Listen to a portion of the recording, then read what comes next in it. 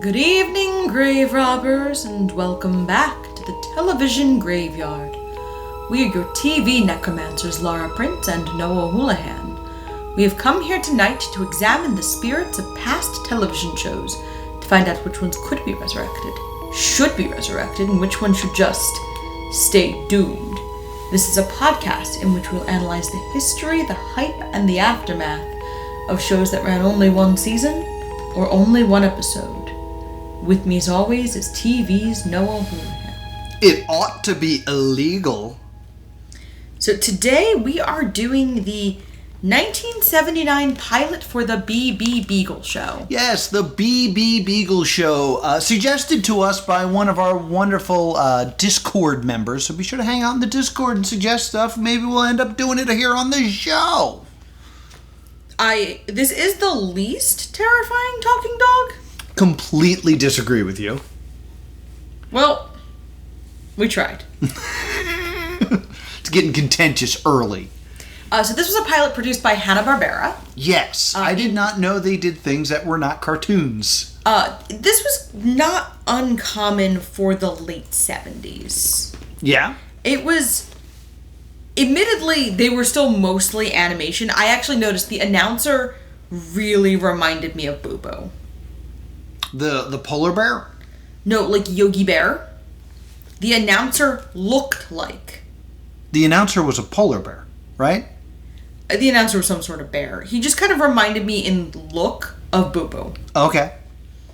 I know he isn't.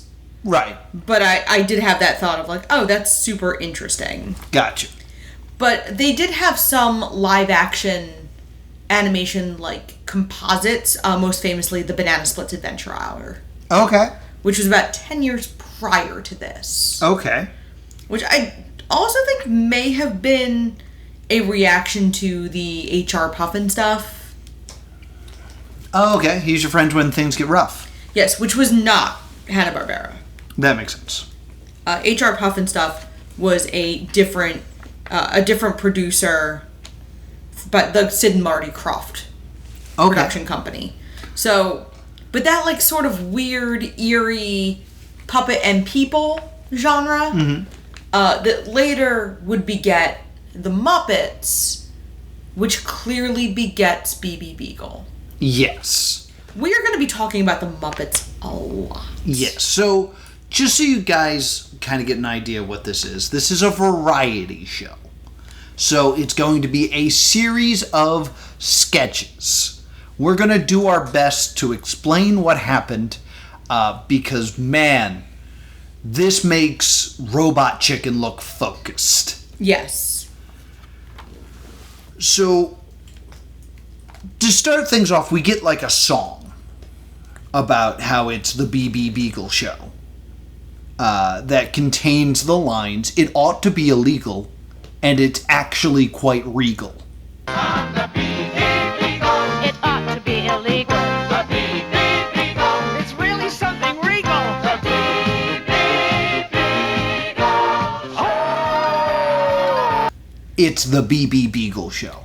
Yeah, we do get like a miniature cold open ahead of this. I forgot the cold open. Go ahead. I'm sorry. Two guys and a rat in a diner. Yes. And the rat looks not dissimilar to Rizzo. I actually confused the rat for a dog. You're right, it's a rat, but in my original beginning of the notes, I thought it was a dog. It kind of looks like somebody thrifted a Rizzo Muppet, or perhaps ordered one on Temu. Well, it's still sock puppety. It is still a puppet where someone's hand is working as the mouth, rather than the Rizzo stick gimmick. I mean, these are definitely less quality puppets. Oh, absolutely. I'm just trying to explain to our audience what type of puppet we're looking at here. Someone's hand is definitely up this, versus Rizzo, which is operated differently. Yeah, I mean, I think it's very inexpensive looking next to the Muppets. Oh, absolutely. So then they have this theme song because the people in the diner are super excited to watch the show. It reminded me a little bit of Little Muppet Monsters. Interesting. That's not where I was going to go. because they're sort of participating in but not part of the show. Yeah. What did it make you think of? It reminded me of Beakman's World. Okay. Remember the two penguins that are watching Beakman's World from the South Pole? I did not until just now. That's what this basically is. It is the audience surrogate of these two people and a rat watching the show from a diner making comments. They're kind of a positive Statler and Waldorf. I was going to say Statler and Waldorf. Yeah. I think they are intended to serve that purpose of commentary, essentially. Yeah. Poorly. Yes, they poorly do it. And the diner guys are annoyed. They're also the first sketch after the theme song. Yeah. Because one of them's like slurping soup. Yes. They also get so excited for the show that they beat up the rat. Just in celebration, they just start punching him. Don't ask. You'll get this. I mean this? No, I mean this. And this opening segment bothers me. The opening segment of the show within a show. Yeah. Because it is, the host comes out and it's B B Beegle, and he introduces the special guest star. Yes. Which is ripped straight out of the Muppets. Yeah, it's how the Muppet Show works. And he introduces Joyce DeWitt. Best known for Three's Company, playing Janet. Mm-hmm. And she immediately goes, I'm not a close personal friend of yours. Yeah. It's an interesting way to kind of open this, because this is our introduction to these characters. And the figurehead of this is B B Beegle. Yeah. And the only person a viewer of this would know is Joyce DeWitt from Three's Company or other media at the time. Yeah. And the opening bit is Joyce DeWitt is not friends with B B Beegle. It's not someone that Joyce would want to be around. But also a very close personal friend of mine, Miss Joyce DeWitt.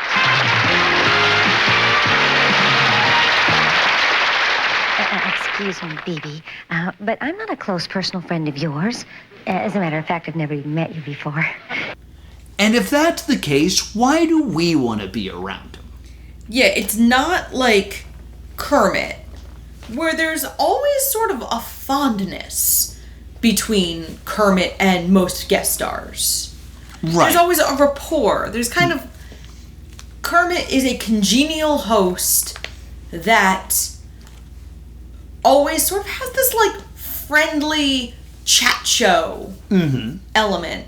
So immediately negating that in the first 2 seconds in your show that's trying desperately to be the Muppet Show.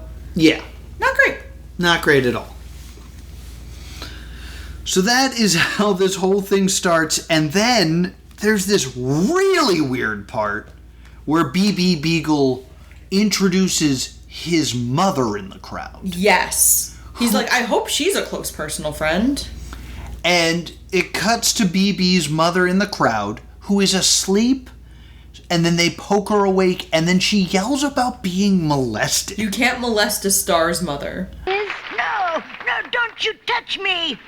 You keep your dirty paws off me! You can't molest a star's mother! What are we doing? I genuinely have no idea what this was supposed to do. Yeah, it's very strange. This whole bit reminds me of, the blueprint for internet horror. Okay. It's a show with puppets that no one seems to remember, and it got lost to time. I was fully expecting, binary code to appear on screen that I would have to solve, because this looks like a fake internet horror show. So if you crossbred Five Nights at Freddy's with Late Night with the Devil, you get B B Beegle. Yes, with just a touch of Timmy Tooth. Yeah, just Just a... Like, it's that same, like, dead-eye puppet of, like, a Timmy Tooth. Yes. It's something that Jim Henson and the Creature Shop have always somehow managed to avoid, is the dead-eyed puppet. Is the dead-eye puppet, but man, there's a lot of dead-eyed puppets here. So, a weasel in a trench coat whispers the watchword. Yes. The very Pee Wee Herman-esque, like, secret word. So this would predate that, right? Yes. I mean, I never thought that Pee Wee was the one that, like, invented the word of the day. But B B Beagle's weasel friend here reveals it by opening his trench coat, which is kind of like a flasher thing. Yeah, which gets mentioned. Oh, does it? Yeah. His mom yells, "Bring back the flasher!" Oh, jeez. In any case, the watchword is nuts. Yeah, I sort of think the secret word thing goes all the way back to the Marx Brothers. You just said the secret word. Yeah. It's You Bet Your Life. Yes. You are 100% correct. So, like... $100 for Laura. Oh, sweet. Yes, this is a secret game show. Oh. It's your first time ever scoring. It's been over 250 episodes. Wait a minute. There's no way this is my first time scoring. I've been right on so many occasions. Alright, well, I can buy 4 Squishmallows with that. So this causes the folks at home to be like, what's the deal? The diner guys. What's the deal with the watch word? And they say if you say it, Bubbles the monster will come. Yeah. And he's like, Bubbles the monster will come? That's nuts. And then Bubbles the monster eats him. Yeah, Bubbles the monster is like a giant anglerfish. Yeah. That like shoots Bubbles and then just eats one of the diner guys. It's an okay bit. Yeah, I mean, it is straight ripped out of the Muppets. Oh, yeah. Like, it is straight. My note here is, this wants to be the Muppets so bad. The best joke in the entire show follows this. I also wrote this joke down. I liked it as well. It is very simple. B B Beegle says, So I took my brother to see a psychiatrist, but it didn't do any good because he wasn't allowed on the couch. Ba-dum-bum ching. because they're dogs. Yeah, it's a good joke. And then we meet Zula, who is clearly the intended Miss Piggy XB. Yeah. And she comes out and she goes like, the only joke on the show is you. I'm not letting you turn the show into a fire hydrant. So at first, I think she's more of like a scooter. Right. He yells Jaws 3 for no reason. I do not know why he yells Jaws 3. I mean, I think he's trying to say, like, that was a fire hydrant. Like, because Jaws 3 is bad. Maybe? I don't know. It's just a very strange thing that gets yelled. Beagle, darling, what do you think you're doing out here? Oh, boy, Jaws 3. This is supposed to be the spot for a big production number. Like, I probably included the clip there, and hopefully it made sense in context, but us sitting here had no idea why Jaws 3 was yelled. But there's the weasel comes back out while he's being berated by her and shows a sign to B B Beagle that just says producer's girlfriend. Yeah. So the joke is they have to listen to her because she's the producer's girlfriend. This show feels so sexist. Well, that's probably, like, I don't mean to speak out of line here. It probably feels that way because of all the sexism. Yeah, like, it, oh. That's $100 from me. Right on Laura's heels. I'm sorry. Are you getting money for an observation I made because you reworded it slightly differently? No, you said this Because that's pretty sexist. You said this feels sexist, and then I explained why. Oh, did you just explain sexism to a woman? I answered your question. That's another $100 for me. Pulling into the lead. Guys, we'll be right back.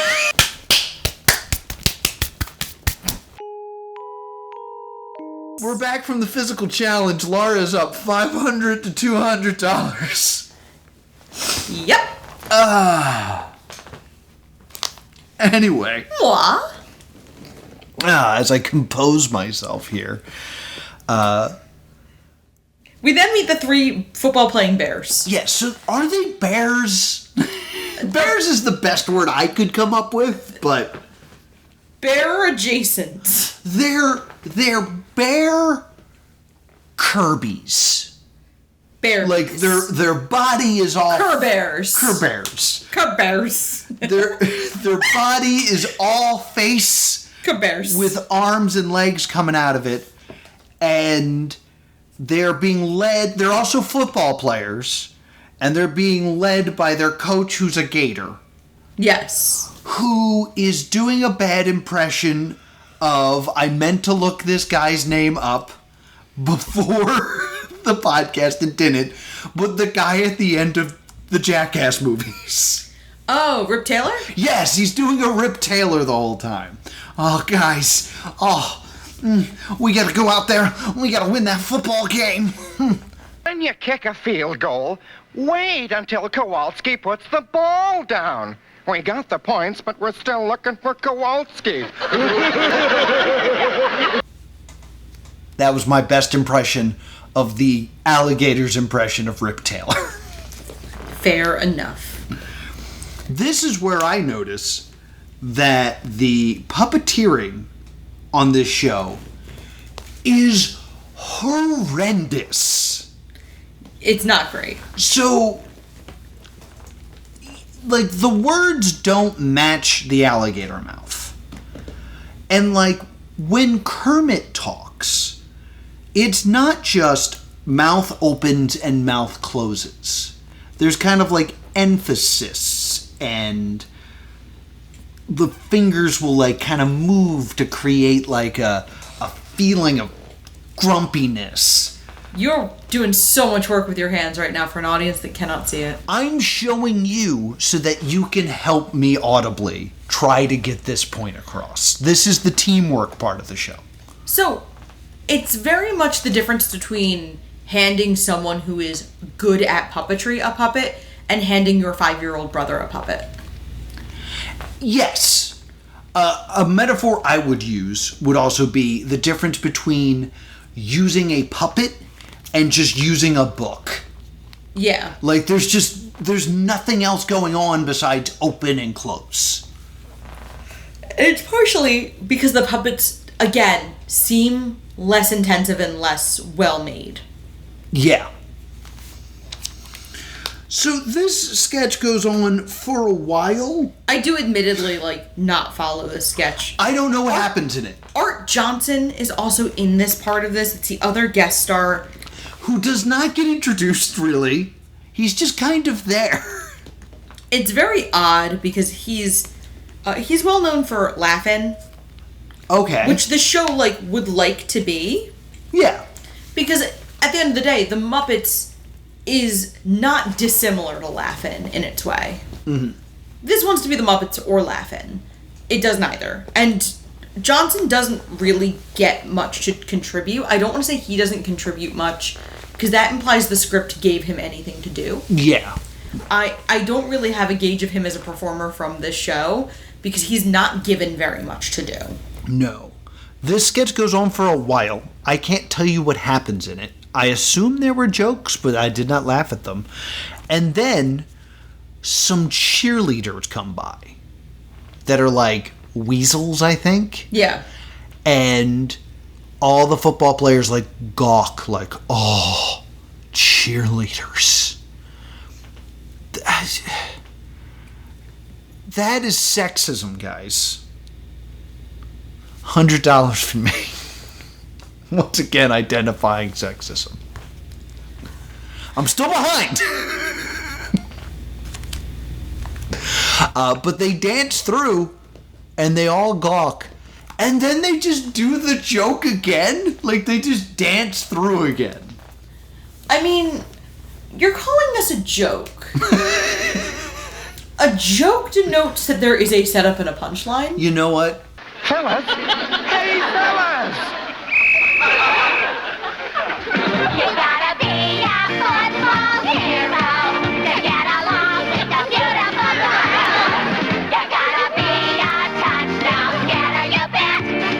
You're exactly right. $100 away from me and over to Laura, who now has $600. Oh my god, I'm gonna buy that giant Mothman from Build-A-Bear. Then we get our standard guest sings a song segment, and it's Joyce DeWitt, and she starts to sing like a love song, and then B B Beegle comes in and hits on her. Yes. And she turns him down flat, and then the masked masher tries to seduce her, and it's B B Beegle with a French accent in a Zorro outfit. That is the perfect way to explain it. And she $100 swoons. for you. And yes, she swoons. She's a passable singer, but not great. She's like a pretty good act in the middle school talent show. Like, not the high school, because I went to high school with some very talented people. I don't know that she would have been able to hack it at my high school with that singing voice. I feel like there's also an element of my agent really couldn't get me the real Muppet Show. And he gets the girl. And she goes, what a masher! And it reminds me of a lot of better segments on the Muppet Show. Right. The Muppet Show had a real gift for pairing the guest with the perfect Muppet for the song. Yes. Like, one of my all-time favorite episodes of the Muppets is the Alice Cooper episodes. I love the Halloween episodes of the Muppets. Alice Cooper's a really good episode. And bringing in the creepy Muppets. I don't know if it would have worked if he did Welcome to My Nightmare with, like, Fozzie. Yeah.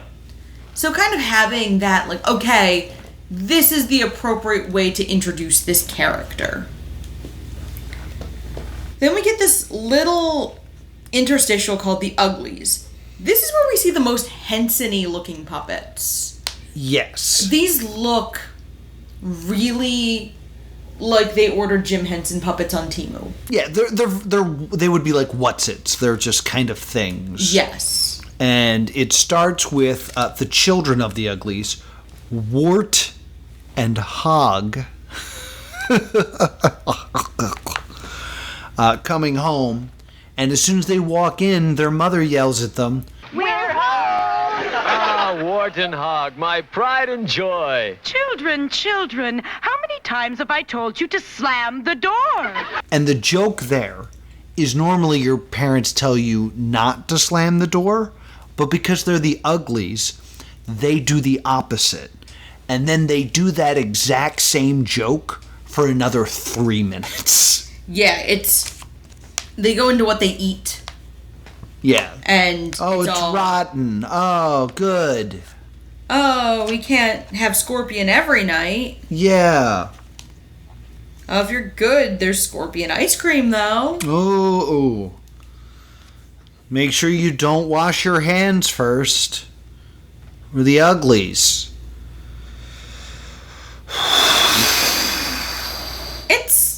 It reminds me of that, like, very popular kind of spooky family trend of, like, the Munsters and the Addams Family, which had been done for a little while. Like, the Munsters have been off the air for well over a decade. Yeah.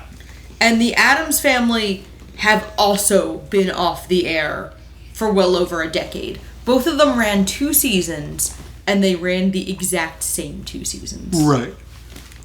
They both ran 1964 to 1966. Which I think is strange. It is strange. We then get a sketch of the viewers back at the diner being attacked by the Bear football players. Yes. And then I just wrote here, yay? Question mark? Like, are we supposed to be happy that they're being attacked by bears, or is it funny that they're being attacked by? Do they deserve to be attacked by bears? Yes, because the way they frame this is, one, we see that the guy that Bubbles ate is fine, right? But they've been bullying the little rat the whole time, and the rat goes, "Let me ask my friends," and then his friends are the bears, so they're beating up the 2 diner guys who've been bullying him the entire show. Yay, like. I don't like what happens to people that watch this show. Turns me off as a viewer.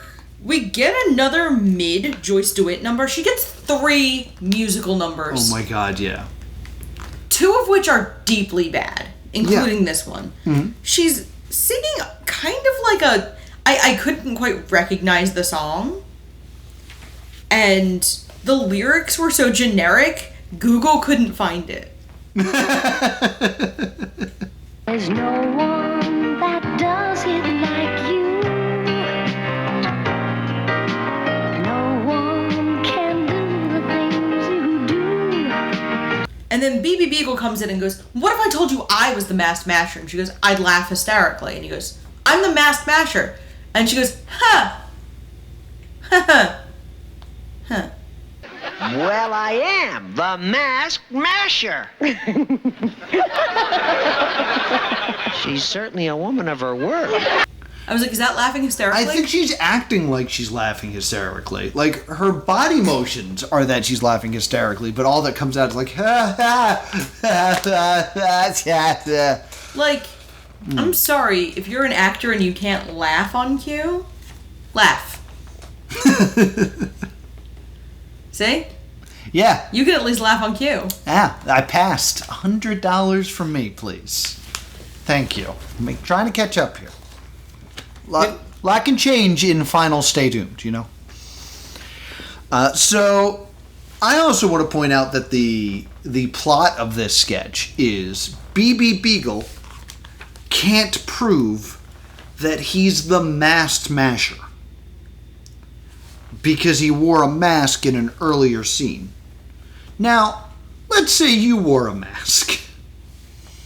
How would you prove to someone that you're actually Laura Crane? I would have the mask on and then remove the mask in front of the other person. What? That's the whole premise is that he never thinks to do that? Because then he tries to prove it by singing the song, but he sings it in his regular voice, not in like the Masher's faux French accent, and he sounds kind of like, you know, just like a regular guy singing it, and she's not into it. We get a little interstitial with an answering service with like this girl who kind of sounds like the just a moment woman in Office Space. Yes, she's a fox. And she connects them to an office supply store, and then confetti falls, and she goes, Now that's what I call a party line. I feel like if I looked hard enough, I could find that gag in the Muppet Show. This feels really pilfered. So, 2 quick things. Do you know what a party line is? Me? Yeah. Yes. Well, explain it to our listeners. So, a party line was much more common in, like, the mid-century. It was pretty much already going out by the 1970s. Yes. So, it's this kind of switchboard. You could... Multiple households shared a phone line, essentially. Yes, basically. So, yeah, good. And there would be a person who would kind of help make that work, the operator. Mm-hmm. There's a cute little musical called Bells Are Ringing, where the switchboard op falls in love with one of the callers. And these were gone right around the 80s. Like, they started to phase them out in the early 70s. Right. So if they're phasing... This was in 1979. Mm-hmm. So this would be like me making a joke about, I don't know, Vine? Yeah. In a show for kids? That's the main point I wanted to make, is like, this is a very dated reference for us in 2025 because there's no party lines anymore. Because there used to be a time where, like, you could actually just listen in on your neighbor's phone call because you were sharing the same line if you picked up the phone while they were already on it. That being said, as dated as it is now, it was dated in 1979 as well. I also want to point out that you missed an entire sketch. Did I? There's a sketch where they're at, like, a dance. It's 2, like, weasels or gophers at a dance. Oh, yeah, this was literally one joke.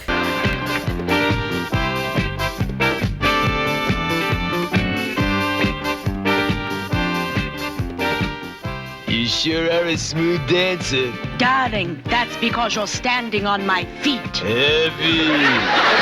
And that was the whole sketch. Yeah, I didn't even feel like it was worth it to write it down, apparently. I mean, like, it was less than a tweet Yeah. that they built a dance studio for weasels for.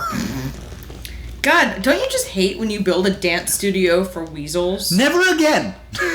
That's my For vow. just a brief bit? I learned that lesson. So, then we go to Myth Breakers, which is B B Beegle solving mysteries. The mysteries of things like the Loch Ness Monster and Howard Cosell. Do you know who Howard Cosell is? Yes. Yes, he's a very famous sports announcer. Yes. I used to mix up Howard Cosell with Tom Bosley, who played Howard Cunningham. Very different. Very different. Yeah, I can't... Howard Cunningham and Howard Cosell, kind of close, I guess. But if you say Howard Cosell to this day, I picture Tom Bosley. That makes sense.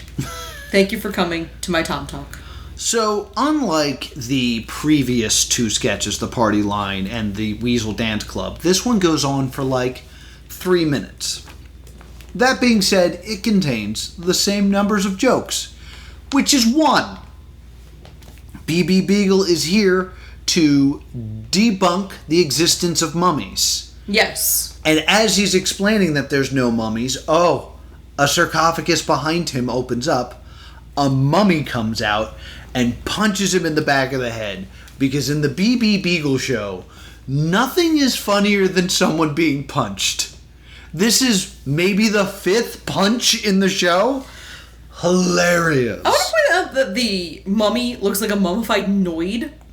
Like the Domino's mascot. Yes, it has like jester hat horns or whatever. Yeah, just like it has the same like head shape as the Noid. Yeah, not something mummies usually have. Very confusing. I do have a note here of like, it's all very Muppety, but it's missing the heart. It's like if ChatGPT wrote a Muppet show. Ooh. Yeah. Like, it's missing something. It's got a lot of the elements, but it's missing a specific element that's just like the heart and the timing. Yeah. And then Zula pops in and offers to help the mummy unwind. I guess that is a second joke. But I'm like, are you the producer's girlfriend? Why are you hitting on an actor in the middle of the show? Well, it's not an actor. It's an actual mummy? Sure. Maybe? I don't know. As a quick aside, I just Google image search Howard Cosell and Tom Bosley, and like, okay, here's Tom Bosley, and here's Howard Cosell, and I'm less wrong. They are very similar. They look people. pretty similar, and I kind of feel less bad about mixing them up now. So, we then get the penultimate sketch. And it's Joyce DeWitt singing the Betty Boop song, I Wanna Be Loved by You, Boop, boop, you with the large bears. And this, I couldn't find on No Notice what sketch this reminds me of. But there's definitely sketches with the young, beautiful hostess singing with, like, the giant big Muppets. Singing with, like, Sweetum. Yeah. Yes, and I couldn't, like... I will eventually, probably in, like, the middle of the next episode, I'm going to be like, oh my god, it's this one! Right. But we're on a bit of a short clock this week, so I couldn't... I did actually try to paw through several episodes to find it, but I couldn't make it through all 4 seasons. Yeah. We then get the sign-off from Joyce, so our guest host then pieces out and is not part of the finale, because Zula is the star of the finale, because she's the producer's girlfriend. Mm-hmm. And we have the Coach Alligator return, and he's going to do some magic. Yeah. So he takes Zula and locks her in a box, and was just like, well, problem solved. Yeah, and then she gets mad about being locked in a box, and she goes, you're all nuts! But that's the word to watch! No. And then Bubbles appears and eats the box. Yep, with her in it. Good night, everybody. And that's the show. Let's sing the song again. Yeah, this was produced in Canada. It was clearly intended to capitalize on the success of The Muppet Show, but was bad. It was really bad. Like, this never really made it to series. No, nor should it have.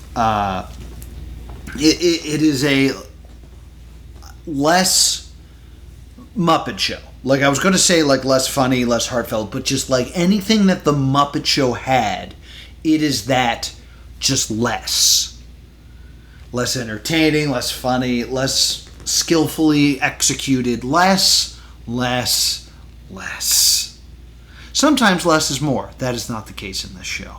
The show is just awful. Yeah, it was broadcast once. Yeah. And people weren't clamoring for more? No. It was largely forgotten. It's not usually one that gets found. If you look for it, it's mostly in forgotten TV and vintage TV subreddits. Yeah. There's not much research to be found. There's not much about this. This is really... it's a poor man's Muppet. Because we watched The Muppet Sex and Violence at the Paley Center a couple years ago. So I was thinking about that a lot because I was like, okay, The Muppet Sex and Violence, we have to assume we don't know the cast yet. Right. We're not familiar with the Muppets, the way we weren't familiar with the cast of B B Beegle. But they had an arc story of the Sins pageant, and they had all sorts of little, like, bits. Yeah. And it didn't really as heavily feature the characters, but they clearly had a vision for the show. It's making fun of how much sex and violence was prevalent in TV, and the Muppets aired in primetime, and could kind of have that dual-pronged audience that this tried for and failed at. We did an episode on Muppet Sex and Violence, right? Or did we just watch it? We just watched it. Oh, okay. I don't believe we ever did it. I think we reported on a different... That was the same day we watched During the Picture. Oh, okay. And we had a little bit of extra time on our... we had a little bit of extra time on our Paley rental. That makes sense. But that's the show. It's time for final Stay Doomed. How much... the scores are 400 to 800. Laura in the lead. Sweet. How much would you like to wager on final Stay Doomed? I'll wager everything. Wagering everything? Yep. All right. What did BB stand for in B B Beagle? Wait, I thought that was just my verdict, that I was... No, that's my question. What did BB stand for? I'm writing down my answer right now. My guess is it stands for Bad Beagle. Bad Boy Beagle? Is that what it stands for? Bad Boy Beagle? No, there's nothing saying what it stood for. He's a bad dog. Bad boy Beagle. Bad Boy Beagle. Bad Boy Beagle. Is there an answer? No, I thought I'd ask. Nope. So neither of us know. We both go back down to 0. Unfortunately, no winners here on Stay Doomed. Only people that had to watch B B Beagle. No, I won. You wagered all in... Lara is our winner here on Stay Doomed.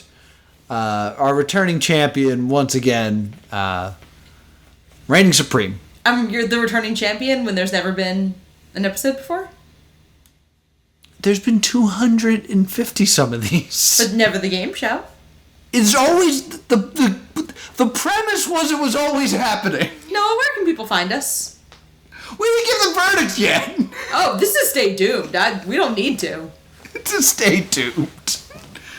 And if you, once again, this was suggested by one of our wonderful Discord members. As much as we hate this show, we like you, so thank you so much for this suggestion. And if you want to suggest something, you can leave it in our Discord, which you can find in the links below. If you don't have Discord, where else can people find us, Laura? You can email us at thestaydoomshow@gmail.com or on Blue Sky at Stay Doomed. And if you're worried about me because I got beat up on my game show podcast, I'm at TV's Noah on Blue Sky and Instagram. If you could tell that the beating up sequence was just me slapping my hands together in the microphone while Noah laughed really hard off camera, I'm Laura Crane on Blue Sky. Until next time, stay doomed.